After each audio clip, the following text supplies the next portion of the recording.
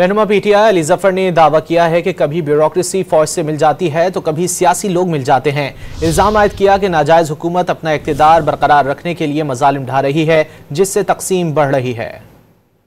बदकिस्मती से हमारी जो हिस्ट्री आप देखें तो एक इस्टेब्लिशमेंट का कॉन्सेप्ट है, कभी इस्टेब्लिशमेंट के साथ ब्यूरोक्रेसी आ जाती है, वो इस्टेब्लिशमेंट बन जाती है आर्म्ड फोर्सेस एंड ब्यूरोक्रेसी।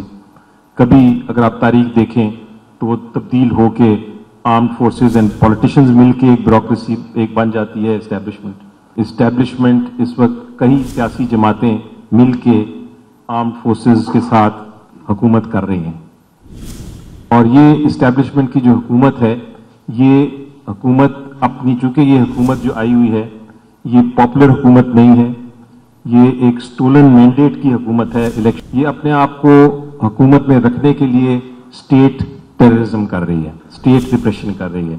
ये सिटीजन्स को, शहरियों को सिर्फ इसलिए अरेस्ट कर रही है कि वो अपनी राय का इजहार करना चाहते हैं।